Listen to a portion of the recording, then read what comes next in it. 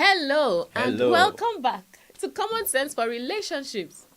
This is interesting, right? And today I'm with my husband, and we're going to be addressing a rather serious topic. I hope you stay engaged. If you haven't subscribed yet, this is a good time to do so that every time we put up something, you will be informed. And for any time we go live, you will get the notification. So please go ahead and subscribe. Yeah. So what are we talking about today? You see, there's one video that was trending this week. In fact, I don't know if I am going to be comfortable for us to show that video. We're not showing It's it. not very decent, but it's about domestic violence, right? And we want to touch on some soft points about that video, domestic violence in marriages. you Yes. So it's interesting that when we talk about domestic violence, some people just think, oh, it's only in families, but hey, it spreads also to relationships, as long as there is some pseudo family setup, right? As long as there's relay Exactly. team inside the Yeah, ship, you can actually be exposed to domestic violence or domestic abuse. So that video was terrible. I mean, I just glossed over, just looked quickly, and I turned away. It was terrible. It seems like the video was designed to provoke, to incite anger, to make you feel something, and even fear, to make you feel fear. And for me, what touches me is that watching that video, if I wasn't married, I'll begin to fear the institution of marriage. And then I'll begin to fear to find out, how do I know that this person is going to be married? And of course, and that there's also the part where the person intercepted or interjected with Daddy Gio, and the comments he was making, and almost trying to give it a religious backdrop, but I don't think that's right. I don't think that's right. And I don't think that the Geo that we know will approve that video. I don't think he would do that. Because of the kind of violence that is there. But there are soft points that we must touch on. The concept of marrying right. There is that concept. Yes. But does marrying right eliminate the possibility of disagreement, of quarrel? Even if you marry the right person, does it mean that we will not have anything to fight about? Me and you like this. Let me not go ahead of you. Go on. Yeah. Let me just so the thing is, when we look at that video from all the sides, right? Yes, there was the fear. Yes, there was the anger. Yes, there was the despair. And all the negative feelings that came along with it. I would like to believe that the person was trying to put out a warning, right, to people to say, be careful. I hope so. Be careful when you're trying to get married. Be careful who you choose as a partner. Because but that one will not make you careful. It will make it will make you run away altogether. Altogether, you just scamper. Like, I bet, let's just leave this marriage thing. But that violence can happen even if somebody provoke you. You guys can get that violence without being married. Yes. That's a fact. Yeah. But let's just give him benefit of doubt. Okay, even though doubt has no benefits. Yes, as you always say. But let's give the person benefit of doubt that they were trying to warn the public. Okay, and so for that, I would say, all right, let's get the good out of that message. Okay. Which is that a lot of things can go wrong if you are not careful. And that's why we want to talk about marrying right. Marrying right. Some people say, does that mean marrying the right person? Or does that mean finding the one and only person that is meant for you? The whole universe. That's a different conversation. But in this context, marrying right would be marrying somebody that will not beat you in the future. Marrying somebody that will not use it to do WrestleMania, WWE, or Royal Rumble, Royal Rumble, and give you what's that thing called? SummerSlam, and all those things, right? Or marrying somebody that will not be crazy enough to hurt you while you're sleeping. Like you said, right? Marrying right. So for me, I would say, in the concept of marrying right, the focus is on the marrying. Not on the person. Okay. So on the process of the marrying, not on the person in the marrying. And in this context, it would be for you to go through that process in a way that you will end up with somebody that will not kill you or abuse you physically, emotionally, economically, and all the other calis that fall into the sphere of abuse. Yes. Right, yeah. So how would you do that? I think one thing that you can do in the process, right, is to look out for red flags. So there's this interesting article I saw on the UN website, and in there are a couple of identifiers, to help you determine if you are in an abusive relationship. I feel it doesn't apply only to people who are married, but you can use it if you are considering marriage. You can use it in your relationship to determine if your partner is a potential abuser. I'll quickly read through some of those identifiers, which I will call red flags, right? So watch out for these. Number 1, does your partner embarrass or make fun of you in front of your friends or family? I'm sure some of you are aware of this. People who sometimes they make it look like, oh, it's just in passing. They just say something here, something there that embarrasses you, makes you feel terrible in front of your friends and your family. Imagine that. The second one, does your partner put down your accomplishments? Imagine you feel you're doing well in your career or some other thing in your life, right? And instead of them to applaud you, they try to put down that accomplishment. Does your partner make you feel like you are unable to make decisions? So every time it comes to something, no, that's not. They'll find fault, and then propose the solution or the way you should go as if yours was not the right way. Look at those things. Another one is, does your partner use intimidation or threats to gain compliance?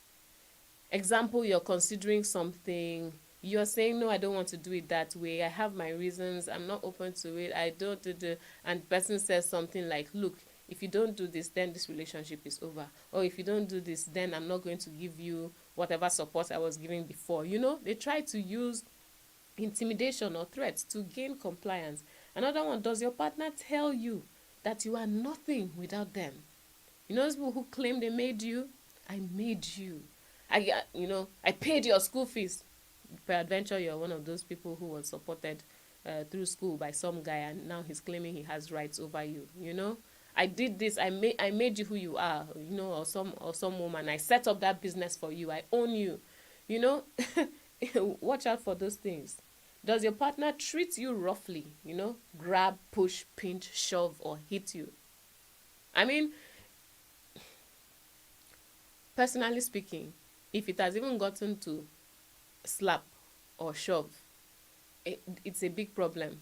See, the moment somebody it does this as if I was even about to, but I held myself, that's already a problem. Because if they are trying to hold themselves before the marriage, what will they do after the marriage? Sometimes they'll hold themselves so that you will not leave the relationship and so that people will go ahead and get married. But after you have gotten married, especially in cultures where divorce is frowned at and so on, they may not hold themselves. So, be careful. Another one, does your partner call you several times a night or show up to make sure you are where you said you would be? Someone who just wants to make you feel like, I'm watching you, I have my eyes on you, you can't hide from me and stuff like that. Do they use drugs or alcohol as an excuse to say hurtful things or do hurtful things to you? Some people will do stuff, right? And then when you say, oh, how could you? How do they say, oh, I'm sorry, I was a little bit tipsy, I was under the influence, I hung out with friends. And imagine that. Does your partner blame you for how they feel or act? At this one, sometimes some people will finish beating somebody and then they'll now come back and say, I love you. And then they say, so see what you made me do. See what you made me do? Really? So all of a sudden, you are blaming the victim for your act of violence against the victim. How do you even allow that? If you're in that kind of relationship, you are an endangered species.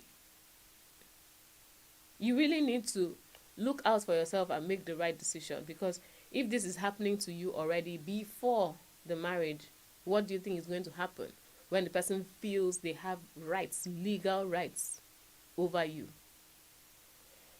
Another one here is, does the person make you feel like there is no way out of the relationship?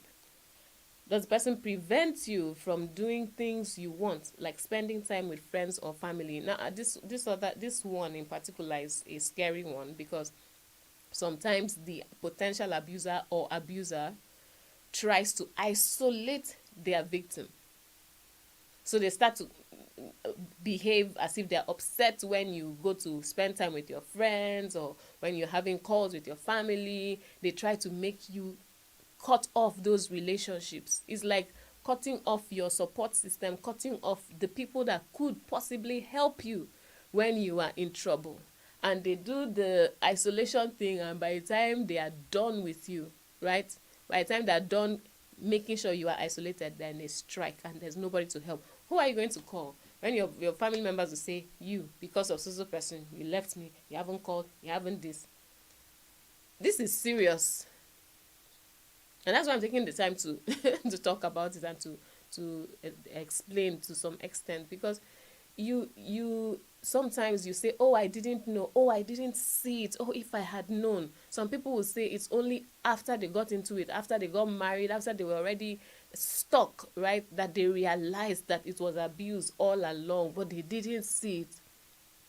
This information is there. You can easily go to the UN website and look at domestic abuse. Read up, look at all the different forms, so that you are empowered with that information, so you can identify, you can smell it from a distance. You don't even have to get in an experience. You can just smell it from a distance and run for your life. And I say run for your life because sometimes your life actually depends on your decision.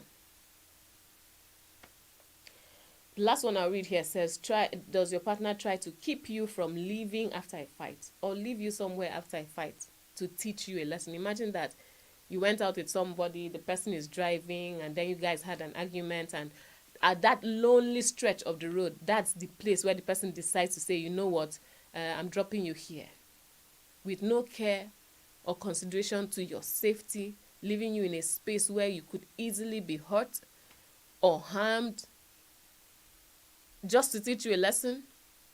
Or somebody that has upset you and you guys are having an argument and he insists you're not going anywhere, you have to stay here. Come on.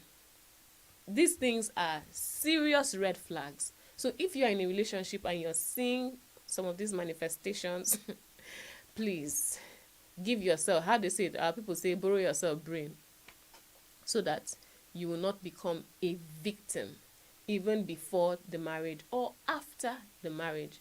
And you know, like is often said with abuse situations, it gets worse. If you are in a relationship with an abuser, it gets worse. It increases in frequency, it increases in severity. So you have to be on the lookout.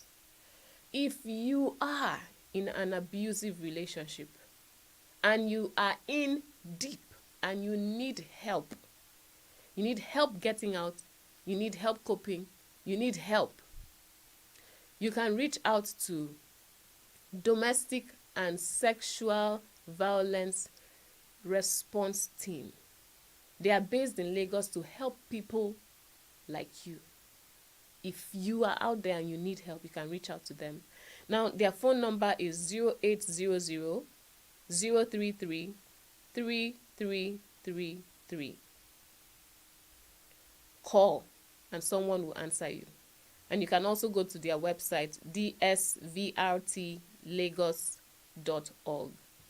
If you're outside Lagos, don't worry about it. Just call them and they will refer you to some of their sister organizations that are in other states in Nigeria. If you're not in Nigeria, you're outside in the US, somewhere else, also go to the UN website. There are links there for you to get help. This is really important. If it's counseling you need, if it is help even getting out of the relationship altogether, there's help for you. please reach out. You see, those things that you have pointed out, they are very important. Yeah. And for me, I would say something else when you're talking about this concept of domestic abuse. There's also the part of self-control of both parties. Everybody has to have that self-discipline. Yes. Right? Because someone will say, women too talk. You talk, you slap and boy. But because you are upset, and you slap the woman. But I've not seen anybody with vex, as in if vex, go slap mopo. As in mobile police. And then, no matter how you vex, there's a kind of self-control that will not allow you to slap mopo. Because you know that the repercussions of that particular action. Yeah. Do you understand? Yeah. So I guess it's when you feel you have power over the person, when you feel you are in a position that you are able to hurt them, but they can't hurt you. So for instance, you size yourself up and compare. I have muscles, she doesn't. I'm big, she's small. Or maybe even I'm big, he's small. Because there are cases where women abuse men. Yes, okay? that one today. Yeah. So it's a matter of you look at yourself. It's not about the person. If there are scenarios where you control yourself, it means you have the ability to control yourself. Yes. But you choose not to for certain reasons. Exactly. Example, somebody slaps you, kicks you, is holding a gun to your head, and you don't have any gun. You behave yourself. You'll be very calm. As in the person who slap you, say, sorry, sir. Exactly. There are situations that you will clearly control yourself. So why is it that when it comes to this person who you claim to love, that's when you now want to show your power, that you were upset. That's when you now choose that the way to show that you are angry is by lashing out, by beating, by shoving, by kicking, by punching, and all the other terrible things. So I think it really is human nature, right? It really is the human nature. We need, the institution of marriage actually determines or demands that we conquer ourselves in order for us to have a more lasting or a more friendly relationship or a more homely atmosphere within that relationship. And maybe this is a good time to say, before you jump into marriage, right, look at yourself. Have I worked on myself? Have I addressed my anger issues? Am I able to deal with pressure in a productive manner, not in a destructive manner? Because if you have not done those things, then you are a potential abuser. Because you will go into that relationship and your wife or your husband says something and you lash out in a way that destroys. Or your children come into the picture and they do something, and in the name of discipline, you become a child abuser. You have to manage. You have to deal with yourself. So don't just say, "Oh, I'm of a marriageable age. It's that time. I think the next thing on my calendar is to get married," and then you just go and find somebody and get married to them. No, look at yourself before you get in. Am I okay? Do I know how to deal without becoming an abuser? Think about it, go through, and then if you feel yes, you've checked the boxes, then you can go ahead with marriage. If you haven't, then you can take time to work on yourself. If really you have marriage in view, work on yourself, please. Because if you don't, you end up destroying the person you claim to love, and you may destroy that marriage that you are looking forward to. So yes, do something about it. Do something about it. Yeah, so it's not a hopeless situation. If you feel that maybe you have anger issues and you haven't yet learned to manage them, it's not hopeless. Just do your due diligence, learn, train yourself, go through counseling, get whatever help you can get so that you learn to bring your emotions and your all those things under control. For guys, I would really say, if you ever feel the urge to raise your hand on a lady, just imagine that she's Mopo. I'm sure it will help. That's a cue, right? Something for them to, as a watchword or a guide. Yeah, I'm sure it will help.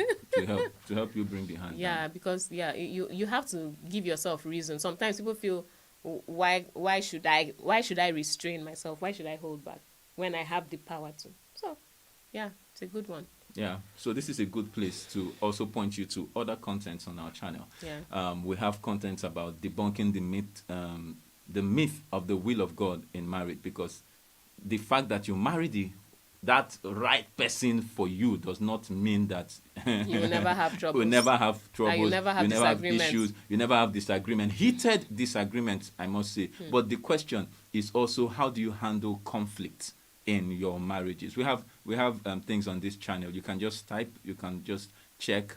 For those that are not married, there's the checklist, the investigations that you have to do. There's your list. There's things. The list is a video on this channel that you can check and see, what do I do? How do I get this right? Right, so that we are not covered with fear. Don't worry, we've been doing this thing for a few years. And something you need to know is that whether you like it or not, there will be conflict. There will be conflict. So don't even say, I am going to marry somebody that will not provoke me to the point that. Oh, no. If the person loves you, they definitely will provoke you. Trust me. And it's people that love you that know the right buttons. They know the to buttons. When they press your buttons, you'll be like, So take it from a man that has experience. They will push your button. What do you mean by that? Before, uncle. What is he trying to say, please? That you have the remote control in your hand. That's let's the just cocoa. leave it there. Okay. Okay, so this is what we have for you today on Common Sense for Relationships. We want you to stay safe. We want you to live. We want you to survive. We want you to thrive. We want you to be happy in your relationships. And we're taking this time today to highlight this threat to the well-being of people in relationships. Please, don't take this lightly. Don't push it aside. Make sure that you empower yourself with all the information you need. And make sure you do your due diligence in advance so that you do not become a victim. Thank you so much for being with us on this session of Common Sense for Relationships. And like we always say, common sense is not so common. Bye.